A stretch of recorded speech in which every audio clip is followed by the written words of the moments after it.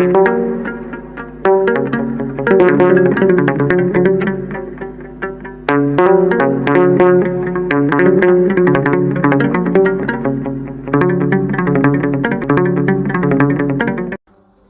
አብ ወወልድ ወመንፈስ ቅዱስ አሐዱ አምላክ አሜን። ተወዳችሁ በክርስቶስ ሰማያዊ በሆነ ስፍራ መንፈሳዊ በሆነ በረከት የተባረካችሁ በብዙ ጸጋው በብዙ ምሕረቱ በሕይወት በጤና የቆማችሁ የጠበቃችሁ እግዚአብሔር ልጆች እግዚአብሔር ቸርነቱን አብዝቶ በሕይወት ስላቆመን ይህን ሰዓት ስለሰጠን ስለማይነገር ስጦታው ክብር ምስጋና ይገባዋል።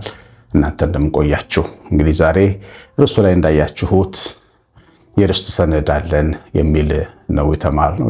የኑዛዜ ሰነድ አለን የሚል ትምህርት ነው የምንማረው። እንግዲህ ይሄ ትምህርት ለእያንዳንዱ ክርስቲያን መድረስ የሚገባው ይህንን የሚሰሙ ሁሉ ይህን ትምህርት እንዲሰሙት ማገዝ እንዳለባችሁ ልጠይቃችሁ ፈልጋለሁ። በጣም ትልቅ መሰረታዊ ትምህርት ነው የምንማረው። አንድ ክርስቲያን ሀብተ ወልድ ስመ ክርስትና ያለን እኛ ኦርቶዶክሳውያን ክርስቲያኖች ምንድነው ዋጋችን? ምንድነው የኛ ዋጋ? የኛ ክርስቲያን የመሆናችን ዋጋ? መቼም ያለምንም ዋጋ ሰው ዝም ብሎ አይመጣም፣ ዝም ብሎ አይለፋም፣ ዝም ብሎ አያምንም፣ ዝም ብሎ አይከተልም። ምንድነው የኛ ዋጋ? ምንድነው ዋስትናችን?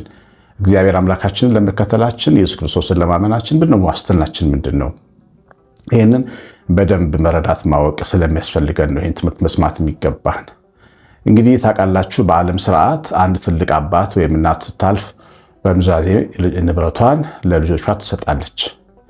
ኑዛዜው ቀደም ብሎ በሕይወት እያሉ ንስሐ አባት በቤተሰብ በሽማግሌ ፊት ይደረግና ይጻፋል፣ ይሰነዳል። በኋላ ሴትየዋ ወይም ሰውየው ሲያልፉ ኑዛዜው በአደባባይ ይነበብና ተፈጻሚ ይሆናል። እንግዲህ ዓለም አቀፍ ሕግ ነው። ሰው ኑዛዜ ከተቀበለ በኋላ እስኪሞት ድረስ ተናዛዡ መጠበቅ አለበት። ብዙ ጊዜ ግን ከሞተ በኋላ ግን የዛ ኑዛዜ ባለቤት ይሆናል። ያንን ስጦታ ማንም ሊቀማው አይችልም። እኛ ክርስቲያኖችም በጌታችን በኢየሱስ ክርስቶስ በኩል ኑዛዜ ደርሶናል። ያ ኑዛዜ ሉቃስ ወንጌል ምዕራፍ 23ን ስታነቡት በሰፊው የምታገኙት ነው። ነገረ መስቀሉ የተጻፈበት ምዕራፍ ነው። ይሄ ምዕራፍ ጌታ ኢየሱስ ክርስቶስ ወደ መስቀል ከወጣ በኋላ የተናገራቸው እነዛ ንግግሮች የጻፈ የመዘገበ ምዕራፍ ነው። ከነዚህ ውስጥ ሶስቱን አበይት ነገሮች እናነሳለን። አራቱን አበይት ነገሮች እናነሳለን። የመጀመሪያው ኑዛዜ ምንድን ነው? የሚሰሩትን አያውቁምና ይቅር በላቸው የሚለው ኑዛዜ ነው እና ሰዎች በደለኞች ናቸው። በወል ሁላችንም በጋራ በደለኞች ነን። የሚቀጥለው ትውልድም በደለኛ ነው። የአሁኑም ዘመን ትውልድ በደለኛ ነው። የትናንትናም ትውልድ በደለኛ ነው። በበደልና በኃጢአት ፊት የሚሻል ትውልድ የለም። ነገር ግን ለሁላችን ደግሞ መስቀል ላይ ደም ስለፈሰሰ እና የካህናት አለቃው መስቀል ላይ ስለወጣ በቅዱስነቱ ይቅርታን ሰጥቶናል። ይቅር ብያችኋለሁ ብሎናል። እንደገና ሰማይ አባቱ አብንም እንዲሁ ይቅርታ እንዲያደርግልን ለምኖልናል፣ ለአንዴና ለዘላለም መስቀል ላይ። ስለዚህ የሚያምኑበት ወደሱ የሚመጡ ሁሉ የዚህ ይቅርታ ተካፋዮች እንዲሆኑ ይሄ ኑዛዜ ጌታ ስለሞተ ጸንቷል ማለት ነው። የጌታችን ኑዛዜ ጽኑ የሆነበት ምክንያት በሰው ስርዓት ተናዛዡ ሲሞት ፍጹም እንደሚሆን ኑዛዜው፣ እንደዚሁ ደግሞ ክርስቶስን መስቀል ላይ ስለሞተ ነፍሴን አደራ እሰጣለሁ ብሎ ነፍሱን ስለሰጠ ስለሞተ ይሄ ኑዛዜ በዘላለም ኪዳን ሕያው ሆኖ ይኖራል ማለት ነው። ስለዚህ ወደ ክርስቶስ ስትመጡ እንዴትም ሆናችሁ ነው፣ እንዴትም ሆነን እንምጣ፣ ነገር ግን ይቅር እንደሚለን ማረጋገጫ የኑዛዜ ሰነድ ነው አንደኛው ይሄ ማለት ነው።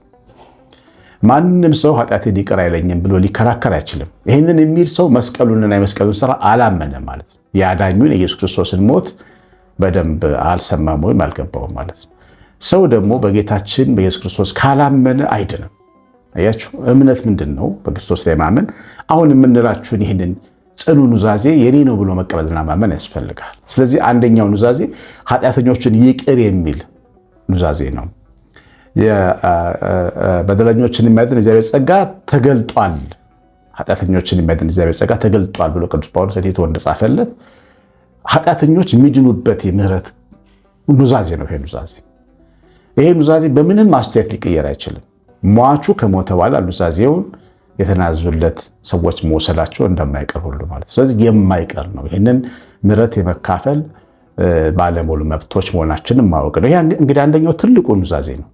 ሁለተኛው ኑዛዜ ከኔ ጋር በገነት ትኖራለህ የሚለው ኑዛዜ ነው። ይህ የተናገረው ለወንበዴ ነው። ይሙት በቃ ተብሎ ተፈረደበት፣ ፍጻሜው አላማረለትም ተብሎ ታዘነለት፣ በመስቀል ላይ አሞራ ይበለዋል ቀባሪ የለውም ተብሎ ለሚታሰብ ሽፍታ የተነገረ ኑዛዜ ነው።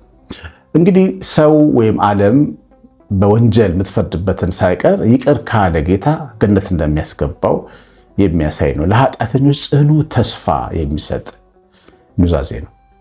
ወንበዴውን ያዳንክ ተዘከረን እግዚኦ በውስተ መንግሥትከ ብለን እኛም በቤተክርስቲያን ዘወትር እንድንጸልይ ያደረገን ይሄ ጸጋ ቃል ነው።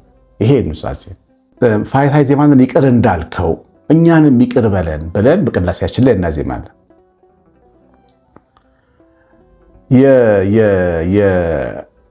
የእግዚአብሔር የምሕረት የጌታችን የክርስቶስ የምሕረት ኑዛዜ የይቅርታው ኑዛዜ ወደ ገነት የሚያስገባ ኑዛዜ ነው። ብዙ ሰዎች ክርስቲያኖች ሆነው ገነት ለመግባታቸው እርግጠኞች አይደሉም። ለምንድን ነው ተብሎ ሲጠየቁ የእግዚአብሔር ልጆች ነን ግን ኃጢአተኞች ነን ብለው ነው የሚያስቡት። ወንጌል ግን ኑዛዜውን ጽፎ አስቀምጦልናል። ተናዛዡ ገነት አስገብቶናል። በቸርነቱ ጸጋው ብዛት ገነት ገብተናል። አቤቱ እንደ ቸርነትህ ነው እንጂ በከመ ምሕረትከ ወሀኮ በከመ አበሳነ፣ አቤቱ እንደ ቸርነት ነው እንጂ እንደ በደላችን አይሆን እምንል ሕዝብ ሆነናል። እንደ ቸርነቱ ወደ ገነት ወንበዴዎቹን፣ ሽፍታዎቹን፣ ሌቦቹን፣ አመንዝራዎችን፣ ስራ ፈቶችን፣ ደካሞቹን፣ ሰነፎችን የተፈረደባቸውን እኛን ወደ ገነት ያስገባ ዘንድ በሩን ከፍቶልናል። ይሄ ጽኑ ኑዛዜ ነው፣ የሚቀየር አይደለም። መስቀል ላይ የቆመ ሕያው ኑዛዜ ነው። ሟቹ ስለሞተ ከሞትም ስለተነሳ ኑዛዜው ጽኑ ሆኖ ይቀጥላል ማለት ነው። ይህን ማመን ግን ያስፈልጋል ከሰዎች ወገን። ሶስተኛው አስገራሚው ኑዛዜ እነሆ እናትህ እነሆ ልጅህ የሚለው ኑዛዜ ነው። ዝም ብሎ ተራ ቃል አይደለም። ይህንን ቀደም ብሎ ጌታ ተራ ንግግር ቢሆን ኖሮ ጨርሰው ነበር። ዓለም ሁሉ በሚድንበት የመስቀል ስራ ውስጥ ግን አንድ አካል አድርጎ ያስቀመጠው ለምንድን ነው? አንደኛ እኛና ቅዱሳን፣ እመቤታችን ቅዱሳንን ትወክላለች። እኛ ደግሞ በክርስቶስ ያመንን እኛና ቅዱሳን እናትና ልጅ አባትና ልጅ ሆነን እንድንኖር የፍቅር ኑዛዜ ተሰጥቶናል። ተዋደዱ ውደዱ ብሎናል። እናቴን ውደዱ፣ መላእክትን ውደዱ፣ ቅዱሳንን ውደዱ፣ ሰማዕታትን ውደዱ፣ ጻድቃንን ውደዱ። በክርስቶስ አምነው ወደዚያኛው ዓለም ያለፉት ደግሞ በሕይወት ያሉትን ቅዱሳን ሰዎች ውደዱ ማለት ነው። የእመቤታችን ለዮሐንስ መሰጠት ሰዎች እኛ በመስቀሉ ስራ ሰው በፍቅር ዕዳ ተሰጥቶናል ማለት ነው። እነሆ እናት፣ እነሆ አባት፣ እነሆ ወንድም፣ እነሆ እህት ተብለን የፍቅር ዕዳ ተሰጥቶናል ማለት ነው። እኛ በክርስቶስ አምነን ባለ ኑዛዜዎች የፍቅር ዕዳ ግን አለብን። ፍቅርን ረግጦ ኑዛዜ መብላት አይቻልም። ከኑዛዜው አንዱ መውደድ ነው። እመቤታችንን ማርያም ስለዚህ እንወድሻለን ብለን እኛ ኦርቶዶክሳውያን በዚህ አንታማም። እንወዳለን፣ ቅዱሳንን እንወዳለን። ለቅዱሳን መታሰቢያ እናደርጋለን። ታሪካቸውን፣ ተጋድሏቸውን ለትውልድ እንናገራለን። ኢየሱስ ክርስቶስ በእነሱ ላይ ነው ሕያው ሆኖ ያየ ነው። እንደገና በዚህኛውም በእኛም ትውልድ ላይ ደግሞ የሰራውን ስራ ልጆቻችን ይናገሩታል። ሊክዱት አይችሉም። ያን የእኛ ልጆች እኛን እናት አባት፣ እኛም ደግሞ አያቶቻችን እናት አባት፣ ቅዱሳን እናት አባት፣ እመቤታችንን እናት አድርገን የመኖር የፍቅር መንፈሳዊ ግዴታ እንዳለብን የሚያሳይ ነው። ከሰባቱ የመስቀል ቃላት አንደኛው እነሆ እናትህ የሚለው የመስቀል ላይ ኑዛዜ ነው። ይህንን ኑዛዜ ረግጦ ወርሳለሁ ማለት አይቻልም። በኢየሱስ ማመን ይህንንም ጭምር ማመን ነው። ኢየሱስን ማመን ማለት በኢየሱስ ቃላትና ትእዛዛት ማመን ማለት ነው። በኢየሱስ አደራ ማመን ማለት ነው እና ቅዱሳንን እንድንወዳቸው፣ እናት አባቶቻችንን ታላላቆቻችንን እንድንወዳቸው፣ እናት ልጆች ባል የሌላት ልጆች የሌላትን እናት ባልቴቷን እንድንወድ ፍቅር የሚባል ትልቅ ሸክም ትከሻችን ላይ አስቀምጦልናል። ኑዛዜ ይሄ የኛ ድርሻ። እመቤታችንንም እነሆ ልጅሽ ብሏታል። ቅዱሳን በእኛ ላይ ኃላፊነታቸውን ይወጣሉ። በሰማይ ድል የነሱት ቤተክርስቲያን ቅዱሳን ለእኛ ይጸልያሉ። እስከ መቼ አትፈርድም፣ እስከ መቼ አትፈርድም ብሎ መሠዊያው ፊት ይጸልያሉ። ለገፉን፣ ሊያጠፉ ለሚፈልጉ ሰዎች የነሱ ቀስትና ጦር እንዳይነድፈን ይጸልያል። እኛም ደግሞ ቅዱሳን እንወዳለን፣ እናከብራለን። ይሄ የመስቀሉ ኑዛዜ ውጤት ነው። እናንተ የኑዛዜው ሰነድ ባለቤቶች ይህን በደንብ ማወቅ ያስፈልጋል። ከኑዛዜ ውስጥ ይህን ኑዛዜ ደልቶ ማውጣት አይቻልም። ወንጌልን መካድ አይቻልም። አራተኛው በጣም ወሳኙ ነገር መስማት የሚገባን አባት ሆይ ነፍሴን በእጅ አደራ እሰጣለሁ የሚለው ቃል። የጌታ ኢየሱስ እጅ በሰይጣን እጅ ላይ ሆኖ ነፍስ በሰይጣን እጅ ላይ ሆኖ አይደለም የተናገረው። የሰው ነፍስ በሰይጣን እጅ ላይ ወድቆ ስለነበረ አዳም አፈር ሆኖ እባብ አፈርን ይበላው ነበር። የአዳምን ነፍስ እባብ ነበር የሚበላው። አሁን ግን በኢየሱስ ክርስቶስ አዳኝነት መስቀሉ ስራ የሰው ልጅ ነፍስ ወደ አብ እጅ መተላለፏን፣ ሰው ሞተ ሳይሆን አረፈ እንደሚባል፣ ሰው አፈር በላው እንደማይባል፣ አፈር እንደና ወደ አፈር ትመለሳለህ እንደማይባል፣ በአብ እጅ ነፍሱ የተቀመጠችለት የከበረ መቅደስ መሆኑን ያታወጀበት ቃል ነው። እኛ በሕይወትም ያለን ክብር አለን፣ ከሞትም በኋላ ክብር አለን። ዘመዶቻችንም ቤተሰቦቻችንም ከሞት በኋላ ክብር አላቸው። የሸኛናቸው ወላጆቻችን በነጩ ዙፋን በነጩ ሰማይ ላይ በክብር አሉ። ነፍሳቸው በእግዚአብሔር አብ እጅ አሉ። መስቀል ላይ የተሰጠው ይሄ ትልቅ ኑዛዜ ላመኑበት ሁሉም የሚሰራው ነፍሴን በእጁ አደራ ሰጥቷል። ያንቺን ነፍስ በእጁ አደራ ሰጥቷል።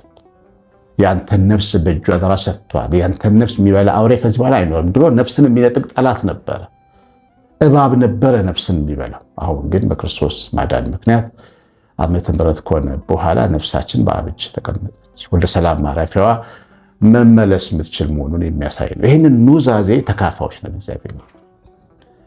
ስለዚህ ሞተው በስብሰው የሚቀሩ አይደለንም። አንዳንድ ሰዎች በቃ ሞተብኝ፣ ዘመዴ፣ እናቴ ሞተች፣ አባቴ ሞተ፣ ወንድሜ ሞተ፣ አፈር በላው እያላችሁ አፈር የምታስቡ ሰዎች ተስተካከሉ ባካችሁ። እንደዛ የሚባል ነገር የለም። በአባት እቅፍ ነው ያለው ክርስቶስ። የሰው ልጅ ነፍስ ያመኑበት ሰዎች ነፍስ በአብ እጅ አስቀምጧል። ነፍሴን በእጅ አደራ እሰጣለሁ። እኛን ወክሎ ነው፣ ሰውን ሆኖ ነው ነፍሴ ያለው። የእኛን ነፍስ ወክሎ ነው ነፍሴ ያለው። አያችሁ፣ የአብ የኢየሱስ ክርስቶስ ነፍስ ከአብ እጅ ወጥታ አታውቅም። እሱ በአብ አለ፣ በእሱ አለ፣ አንዱ ባንዱ ህልው ነው። ነገር ግን እኛን ወክሎ ነው ነፍሴን በእጅ አደራ እሰጣለሁ ያለው። ሲሞትም የሞተው እኛን ወክሎ ነው። ሲሰቀልም የተሰቀለው እኛን ወክሎ ነው። ኃጢአተኞችን ሊያድን የእግዚአብሔር ልጅ ተገለጠ እንጂ እሱ ኃጢአት የለበትም። ለሞት የሚገባ ስራ የሰራ አይደለም። ነገር ግን እኛን ስለወከለ የእኛን ድምፆች ሁሉ የእኛን ጩኸቶች ሁሉ አብሮ መጮህ ነበረበት። ስለዚህ አንደኛው አራተኛው ጽኑ ኑዛዜ ነፍሳችን በአብ ፊት የምትገባ እንጂ መቃብርና አፈር የሚበላት አለመሆኗን ማወቅ ነው እግዚአብሔር ልጅ። ስለዚህ እኛ ገነትን የምንወርስ ፈራሾች ነን።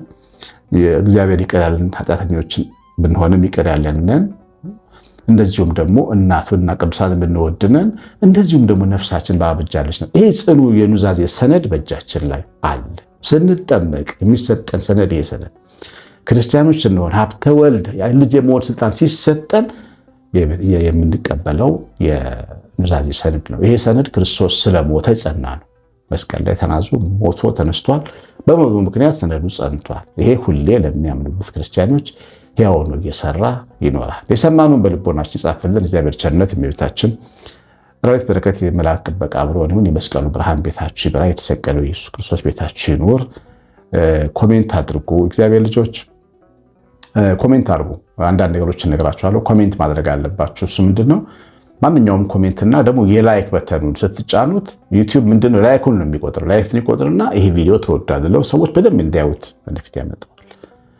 ቀላል ነገር ናት እና እችን ቀላል ነገር አድርጎ 15 ደቂቃ ተቀምጬ እናንተን አገለግላለሁ። እናንተ ደግሞ ትንሽ ሰከንድ ያን ማድረግ እንዳያስቸግራችሁ። ከዛ ውጪ ሜምበርሺፕ የሚባል አለ። በወር እስከ 5 ዶላር ሊያስከፍል ይችላል በወር እና ሜምበርሺፕ መሆን የምትችሉ ሰዎች ካላችሁ ብትሆኑና አገልግሎቴን ብትደግፉ በጣም ደስ የሚለኝ። እስካሁን ድረስ 4-5 ሰዎች ሜምበርሺፕ እንደሆኑ በራሳቸው ፈቃድ አይቻለሁ። ግን በጣም ብዙ አገልጋዮች በዚህ ነገር ተደግፈው ነው የማየው። እኔ እስካሁን ጠይቄ አላቅም። ግን ሜምበርሺፕ በደንብ ብትሆኑ እና ይሄንን ቃል የምትከታተሉ ሰዎች ሜምበርሺፕ ሆናችሁ በተለይ ውጭ ሀገር አውሮፓ፣ አሜሪካ ያላችሁ ብታደርጉ ዩቲዩብ ላይ ገብታችሁ እንዴት ሜምበርሺፕ እንደሚደረግ እዩና ወይም ደግሞ ኤአይን ጠይቁና እንዴት እንደሚደረግ ሜምበርሺፕ ሆናችሁ እንደማያውቁ ተስፋ አደርጋለሁ። እግዚአብሔር ይባርካችሁ። ቀሲስ አሸናፊ ገብረማርያም ነኝ።